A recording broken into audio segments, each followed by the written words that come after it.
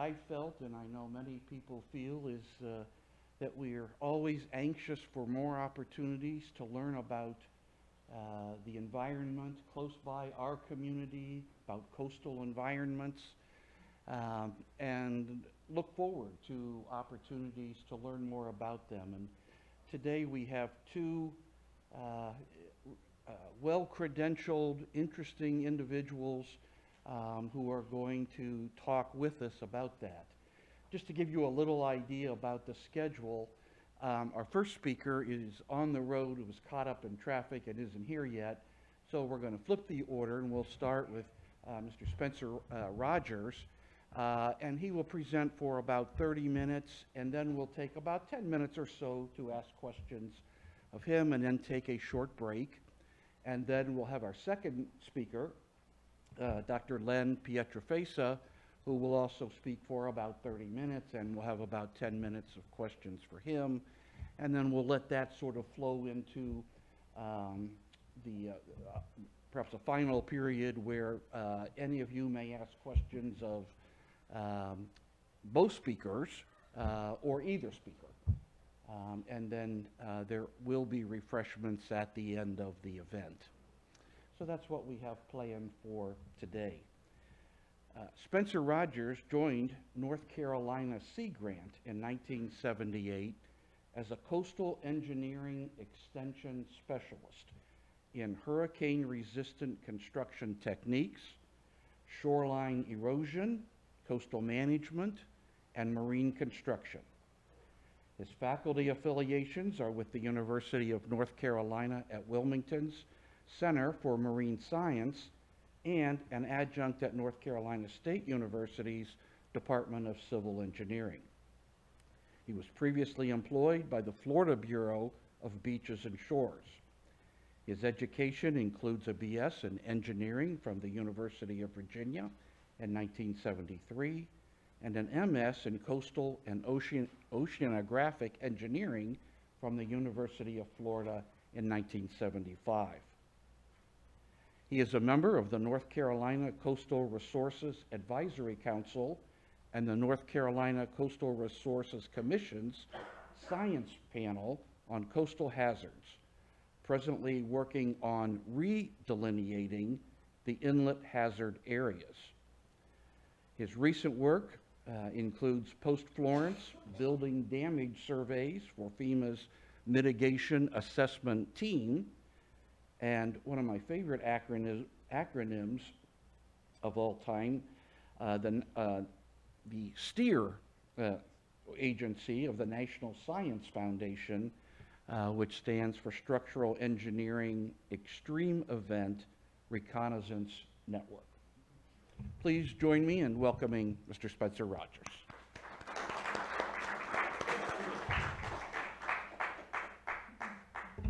For those of you that may not recognize, just in time, that may not recognize Sea Grant, we're the wet equivalent of the Land Grant College program and the Cooperative Extension Service. They've been around for 150 years. 100 years later, they decided rather than help farmers grow corn and tobacco, they wanted to help fishermen catch fish, so they invented Sea Grant about 50 years ago. And while a lot of our work is in fisheries and seafood science, they brought in other specialties like myself in coastal engineering, but also in coastal law and climate and sea level rise as well. And today I've been asked to talk to you about Tubbs Inlet, and I think it's a fascinating inlet that I worked around for a long time. It's had some significant changes in its history. It's one of the most manipulated inlets in the state, other than those that have been stabilized with major jetty systems. And I think you'll find some of the changes are surprising and a lot bigger than you might expect. So if we look at the inlets in general, on a pretty day like today, they look like they're relatively sedate and stable places, but they're actually volatile balances between two primary forces. And the first one is sand being transported by the waves along the shoreline that are trying to close the inlet and seal it up. And that's offset by the tidal flow, the currents going in and out. And That makes a complicated system of shoals and wave breaking that is always moving around. And even on nice, pretty days, it's moving around a lot more than you realize, because most of that's taking place underwater where you can't see it. But if we look at our shorelines in the state, anytime you get near an inlet, things are going to change a whole lot quicker. The median erosion rate in the state is just a little less than a foot per year. And it goes from accreting for 10 feet per year to over 50 feet per year in other places. But the average shoreline on the oceanfront is about a foot per year. As soon as you get near an inlet, there's an influence area where that jumps to about 5 feet per year on average in our inlets in the States. And Tubbs is no exception. The near inlet shorelines, not just the shoreline of the inlet itself, but on the oceanfront near it, is moving around a lot faster than you might think. And by far the fastest moving shorelines in the state are the inlet shorelines themselves. We used to have a lot of migrating inlets in the state that have slowed down lately, and a number of them have closed, like Mad Inlet, but those can move much faster. If we look at the most mobile inlet in the state right now is New Topsail Inlet, the south end of Topsail Island. It's moving south at about 90 feet per year for the last 50 years. And that's not even close to the record holder. Fort Fisher was over 1,000 feet per year for 10 and 20 year periods. So the inlets can change a whole lot faster. And if we take the next slide, I'm going to run through a series of photographs to give you an idea of how things have changed over time. And it's going to start in the 1930s with the construction of the Intracoastal Waterway. It's a really important benchmark for our inlets in North Carolina. If you look at the circulation of the inlets before the waterway, each inlet serviced a couple creeks along the mainland. And there was very little interaction from more distant creeks and waterways.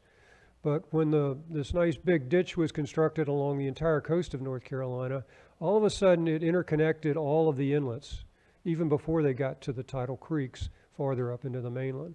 And once that happened, the circulation of all the inlets changed. And some of those changes are very slow to take place. I'm sure some of you are familiar with the closure of Mad Inlet. That's evidence of the waterway construction back in the 1930s, but it really didn't take effect on Mad Inlet until the 1990s or so. So some of these things take a long time to settle down in an inlet lifetime, and that the 1930s were a major change with the construction of the waterway. If we look at the period between 1950 and 1970, the inlet was migrating to the west, and I'll show you some pictures and graphs of that. And it was moving pretty quickly. It was at 185 feet per year. In 69 to 70, the inlet was closed and later reopened a year or so later, about 4,000 feet to the east. And that was about the same time as extensive dredging was taking place for both landfill and canal construction on both of the islands surrounding the inlet, Jinks Creek and Ocean Isle as well. 1970s to 1990s, the inlet was highly unstable. That it was building islands in the middle. It actually had 2 inlets for a while. That eventually merged into 1 inlet. And since the 1990s to present, it's been generally migrating to the east in the opposite direction at very irregular rates. But we suspect it may be becoming a migrating inlet in the eastern direction the way things are configured now. So let's take a look at some pictures of the inlet. And this is this is the construction of the waterway. You can see that big open canal that's clearly had major influences on the circulation throughout all of Brunswick County and up and down the North Carolina coast from Cape Lookout south. In the next slide, all of these were affected by the waterway, so that goes all the way up part of the Cape Fear River and cuts over its nose cut at Carolina Beach. All that's been influenced by the waterway. The next slide. This next series of slides are taken from a publication we did now about 20 years ago. It's called an Inlet Atlas. And it looks at the changes from 6 images over time, going back to the oldest photographs that we have available. And it works a lot better that way. And I'm going to leave one of these here with Town Hall. This is out of print now, and we're working on some web versions to replace it, but we're not quite there yet. But these original images are taken from that report. So on the top, for reference to see where you are, there's a 2017 photograph, and if you'll notice the drastic changes from 1938. There's very few identifiable features on Sunset Beach itself, and that's part of the man-made influences that occurred later. The next slide is on 1949. You can see that the inlet has changed locations, but it's still pretty much undeveloped on Sunset Beach. And the next slide, 1958, the inlet has started to move farther to the left towards Sunset Beach. And in the next slide, from 1966, it's moved well over. And this is the time period where it was moving at about 185 feet per year towards Sunset Beach. And these slides are pretty much lined up, so get a good idea of where the development is compared to that inlet location. Who lives down on the right-hand side of Sunset Beach now? Did you know that you built your house on Ocean Isle? Well, I know it was landfill. Well, the inlet was closed in '69 and reopened at a later date, and around 1970s, or a year or two apart. And after that, names were called, lawyers were involved, as well as judges, and I'll leave that to others to discuss. But the inlet was closed and then later reopened, and what you see today is the result of that. So that changed radically in 1969 in the next slide, or 1974. So you see the remnant of the old inlet location is that bare sand area over on the left-hand side of the image, and the new inlet location 4 years after it was reopened. And the next slide, I'm sorry, could you go back one slide from that? You're back a couple. One more. Okay, the other important thing to notice is that look at all the bare sand. That's the dredging that was taking place on the Sunset Beach side. There was extensive landfill dredging and canal construction that was started in the time period around the late 1960s, early 1970s. And while it doesn't show up in these slides, there was an awful lot going on the other side as well, not so much for the connecting channels, but there were a lot of canals being constructed at the same time on Ocean Isle. So in the next slide. In the next slide.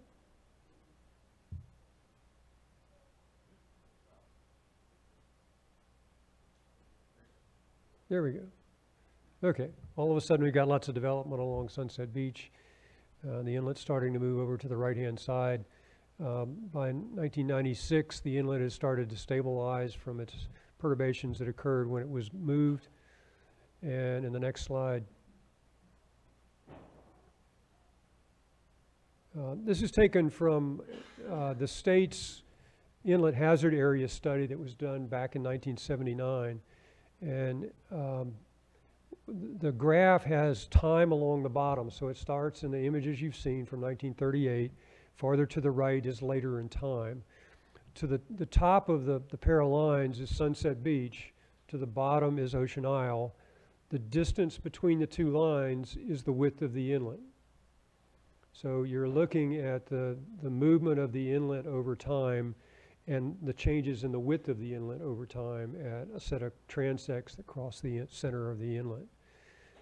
So if you look at the 38, say that's 1952 or 3 in there, where the red arrows are drawn. In the next slide. There we go. Okay, 1950, things are pretty flat and stable after the waterway was opened up through 1950. From 1950 on, all of a sudden there's a clear pattern in the migration of the inlet. That's the point where it's going at 185 feet per year. In 1969 to 70, it was relocated about 4,000 feet farther to the east. And you see the beginnings of the radical change in width in that 1974 to 78 time period. Next slide.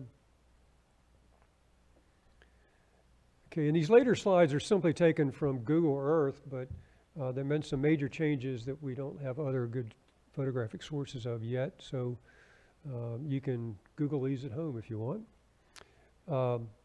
The key in looking at these, if you haven't used Google Earth before, there's a little clock up in the top menu. Click on the clock and you got a slider for different time slots. So you can see all these images on Google Earth. So from 2005, clearly the migration had started. And in the next slide, by 2007, there's not a whole lot left between the buildings on Ocean Isle and the inlet shoreline. In the next slide, the buildings were threatened and the first sandbag structures went in around 2008. And in the next slide, the buildings by this time in 2009 were in serious trouble. And this is what made us think that there was clearly a reversal in the migration rate from towards Sunset Beach. Now, in large part, we think from some of the dredging that took place in Jinks Creek for the landfill projects, that's reversed the feeder channels, and they're now dominantly moving the migration in the opposite direction. So on the next slide, the other thing to notice in these images, particularly if you have more time to look at them later, is look at the position of the offshore channel, because that's flopping around at the same time. And that changes in the position of the offshore channel is very distinctly changing the shape of the ocean front near the inlets. And that area in front of the Ocean Isle houses was accreting when the inlet was pointed the other way. Once that inlet shifted towards Sunset Beach, then the currents that held up that part of Ocean Isle disappeared, and they experienced a period of rapid erosion. But notice this also took the pressure off the houses on the end of Ocean Isle. So what had been a very serious threat for a 4 or 5 year period all of a sudden gave them a big sigh of relief, they thought. You know, the next slide. All of a sudden by 2012, they're in serious trouble again. And in this one, pay attention to the spit on the Sunset Beach side because it's starting to get old enough to have some vegetation on it. But look at the next slide, because it just went away. Now, I'd love to be able to tell you exactly why that happened. I can't, but if I lived down here, I probably could. But there are lots of things that could have caused it. Sometimes these things occur in nice, pretty days. Other times it's a storm of some kind that will knock it out. But the inlets, they want a certain cross-sectional area of water that's basically the size of the pipe that the tides can come in and out of. So it can either be a deep and narrow channel, or it can be very wide and shallow, as long as that cross-sectional area is about the same. So it can jump from one of those extremes to the other depending on the longshore transport of sand along the beach and the tide ranges and any storms that are occurring that time period. But even though the inlet widened significantly in this event, notice the houses on the Ocean Isle side, that there was a variance issued for a much larger sandbag structure, and those bags now extend to about 14 feet below sea level at the edge of the inlet, right beside the house. Now the next slide, the spit's already started to come back. It's a very long channel circling around that back shoal, but still close to undermining the houses on Ocean Isle. And in the next slide, there's still a chance that this will have a breach on that spot island on the top end of the slide. It would not be surprising to see another channel open up closer to Sunset Beach, but so far that hasn't happened significantly. And this is from 17, and the next slide is 11-17. So the spit's starting to reform And in the next slide, this is a NOAA slide taken right after Hurricane Florence, so it's fresh out of the pot. And you can see that the spit has gotten longer and extended, and really doesn't show that small channel that was forming in a couple of the earlier images. So it looks like that long circuitous channel around it is going to stay there for a while longer. And things have gotten a little better on Ocean Isle on their sides. They've got a little bit of a bar in front of that sandbag structure. The next slide. So again, you know, the waterway made a lot of difference in the 1930s. There are charts that go back into the 1800s, sometimes the 1700s, that are interesting and useful and sometimes pretty scary. But after the waterway was built, all bets were different. So really after the 30s is when we need to pay the most attention to the inlet. In our effort with the Science Panel on Coastal Hazards to redo the inlet hazard areas, we're only looking at shorelines after the waterway was constructed. It had that rapid migration to the west, reversed after the man-made closure 69, 70. We think one of the primary reasons for that was the dredging in and around Jenks Creek. Now, that said, there was a lot of dredging in Jenks Creek. So I know you've got a project that's in that area now. The real issue is the scale of those changes that were made. And I know certain consultants that have heard my worries about the impact of that dredging, but I suspect that those are manageable if you control where and how large those dredging efforts are going to occur. And right now, this inlet has an appearance of returning to a migration rate from west to east towards Ocean Isle, and has little evidence that it will in any way go back towards Sunset Beach, other than these spit changes that you saw can be very dramatic and very large outside of the developed areas of the shoreline. And with that, next inlet should be a black space.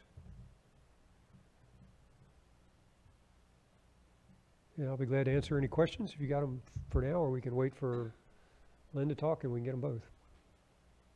If anybody has questions.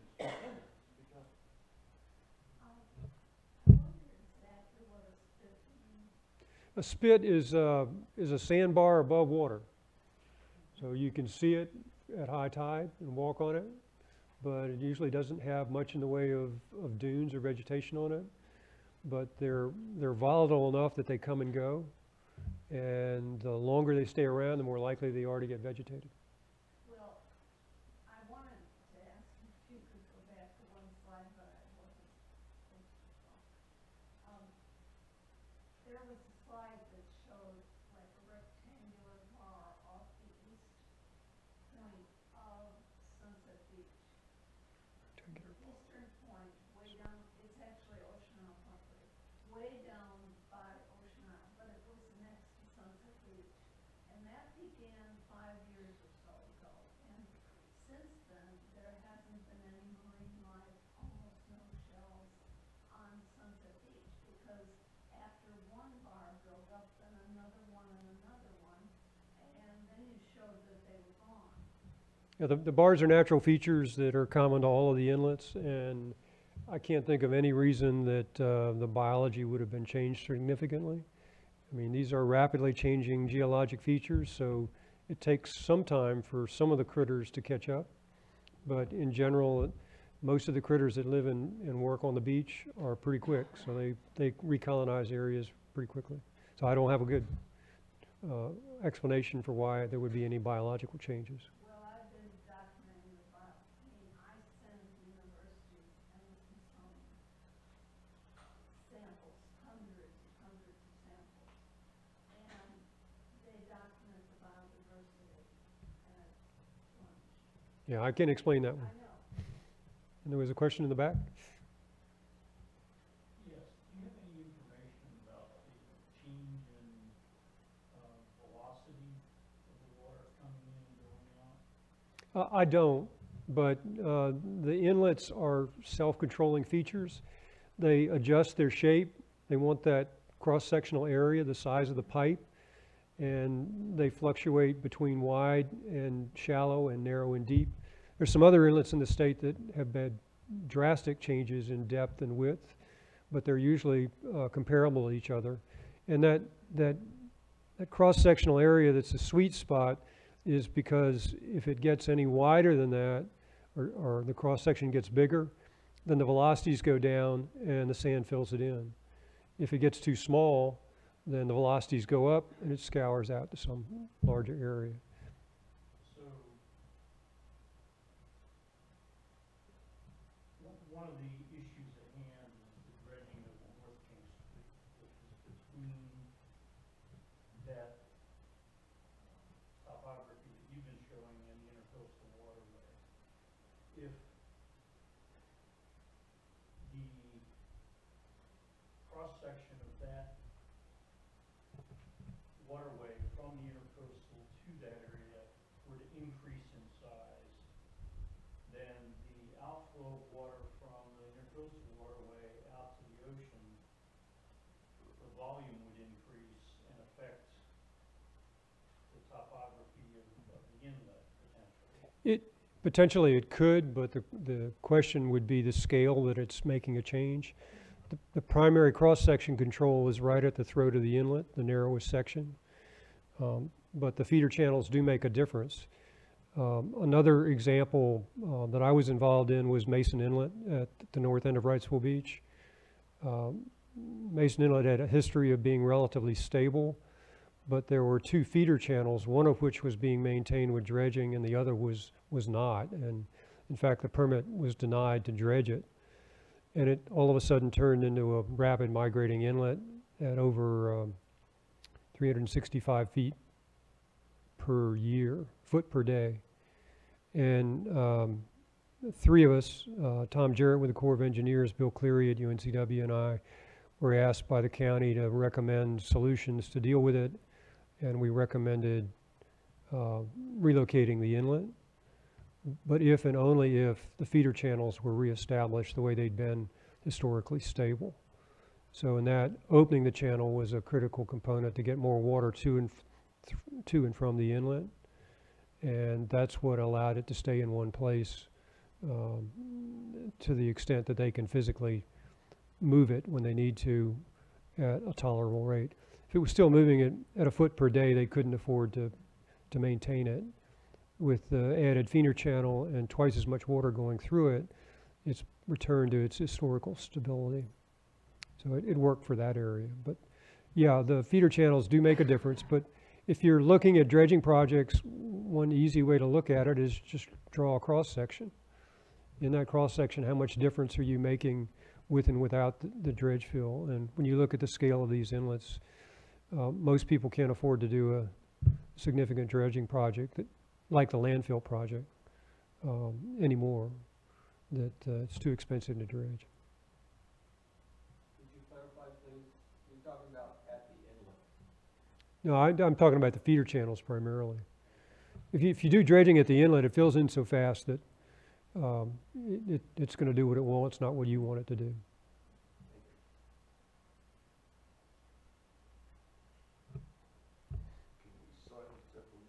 Scientifically predict what Tubbs Inlet would look like in 10 or 15 or 20 years from now? Yes, we can. Whether we can do it well or not is a different question. I think. Is it that fluid? Yeah. No, I've consistently gone wrong with Tubbs Inlet in predictions. I think I can come up with some reasonable explanations of why it's done what it's done, but predicting it for the next step, because I would have said those houses on Ocean Isle would be in serious trouble consistently, and they got a 5 or 7 year pause where it went the other way, and I couldn't have predicted that big collapse more recently of the whole spit, and that's going to take a while to readjust. I think I can sit here and tell you with reasonable accuracy that the spit is going to reform, and that's going to cut off the sand supply that has previously been threatening Ocean Isle. So it's going to take a while to fill up before it gets back to Ocean Isle and threaten them again. So they've got, I think, a period of quiet for a while. But beyond that, it's still a crapshoot. And like I say, this inlet has been manipulated with other than structures in the state, arguably more than any other inlet in the state. Question on that, and many of you probably remember was open when the water was coming through it. Did any of these recent storms have any effect on causing a breach again in that area? I don't know an exact answer to that, and I haven't had time to look at the NOAA photos after Florence. I've been working in the other side of Cape Fear, where the damages are a whole lot higher. But MAD was a tiny, rapidly migrating inlet. The rapid migrators are often fairly small inlets that just can't flush fast enough to keep it in one place. So that's a characteristic that's common to some of the fastest migrators, like New and Corn Cake over on the other side of the Cape.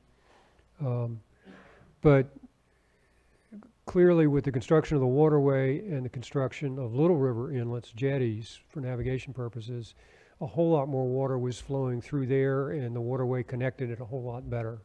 So the fact that Mad Inlet closed is not a surprise at all. And the chances of it reopening, the Science Panel on Coastal Hazards was asked that exact question, whether we should maintain an inlet hazard area there. And our recommendation was to abandon the inlet hazard area. Now, the state has decided to date they will only have inlet hazard areas where there are inlets, not where there might be inlets. Because there are a lot of places in the state where there might be inlets that we could give you a pretty good idea of predictions in the future.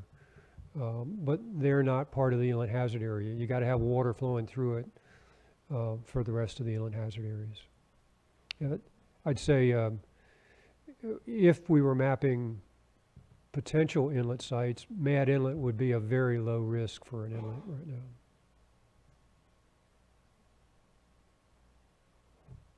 Tubbs Inlet changed quite a bit in the last 2 years since Matthew, when it dumped all that sand in James Creek. I can't speak to the creek changes because I'm looking at aerial photographs, but sure, that big spit collapse moved a whole lot of sand around.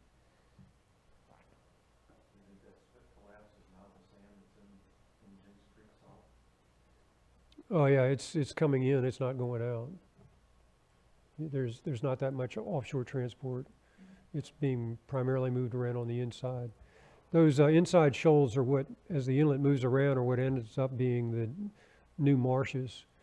As the inlet migrates, it often erodes some marshes, but as it goes by, it's often the base of new marsh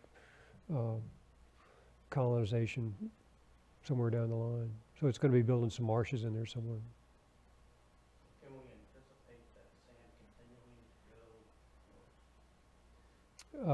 To go north, there's not a whole lot north it can go without hitting the marshes, so I think the channel closer to the inlet is going to move around a lot, and eventually you're going to get some marshes growing on parts of that, but until it separates closer to Sunset Beach, it's going to still move around a lot. I didn't ask the question. Will the sand in South James Creek go towards North James? Try that one again. Could you repeat your question? Yes, so the sand that's currently flowing in South James Creek, I've got some pictures. Will it go towards North James Creek? Slowly. That's James Creek South.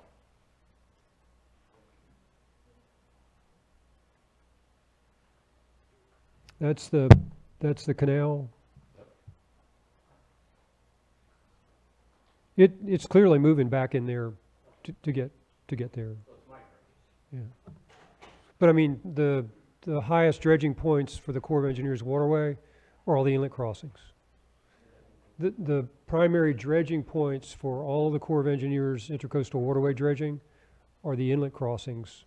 So the waterway side of Jinks Creek is the typical place where most of the navigation dredging is taking place. So seeing sand come this far inland is not unusual compared to other inlets. Is there any plan to dredge the rest of the coastal waterway, not on inlet? The Corps is doing as little as possible, would be my perception. You have to show so much traffic through the dredging area.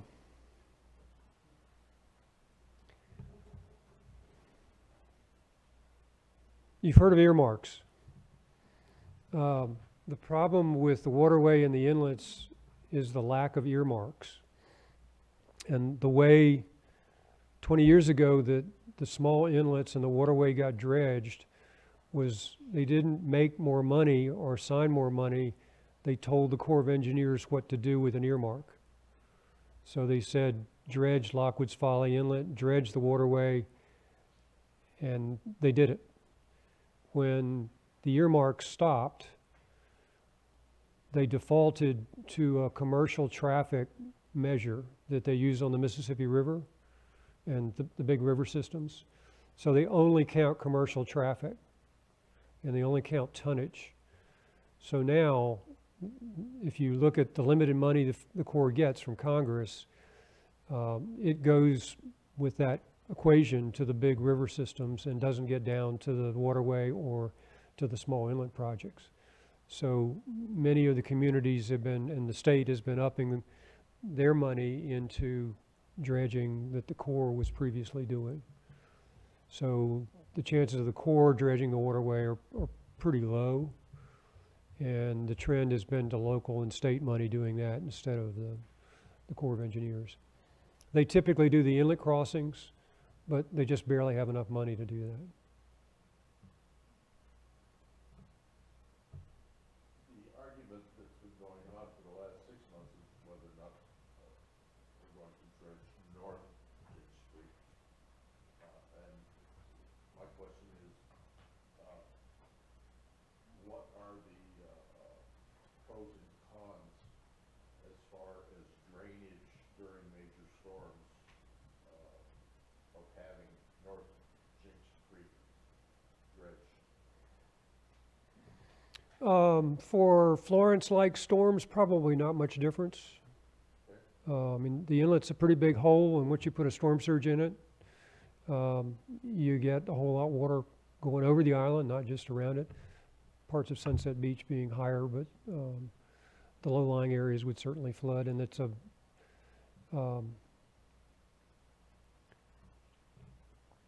the coastal parts of southeastern North Carolina had storm surge problems, but they came up and went down with the passage of the storm.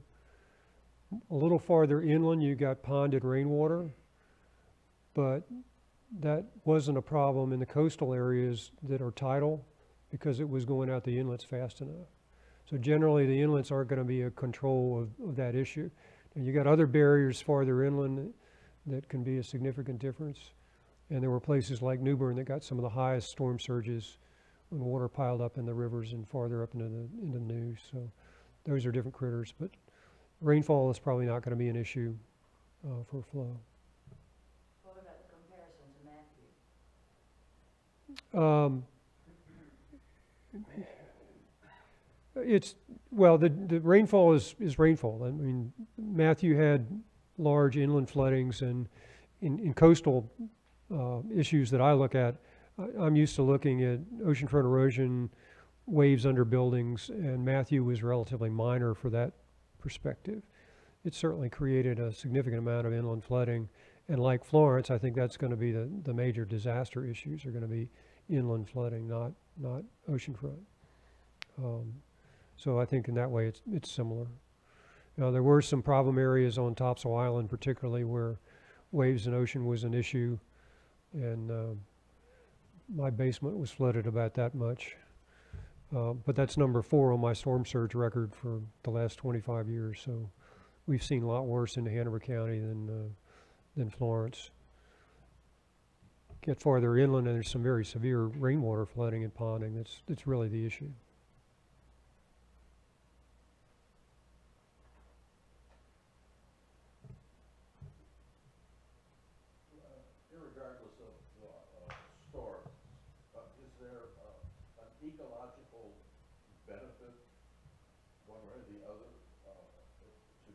dredge North James Street? I have not seen the plans for the project and really can't speak much to the specifics.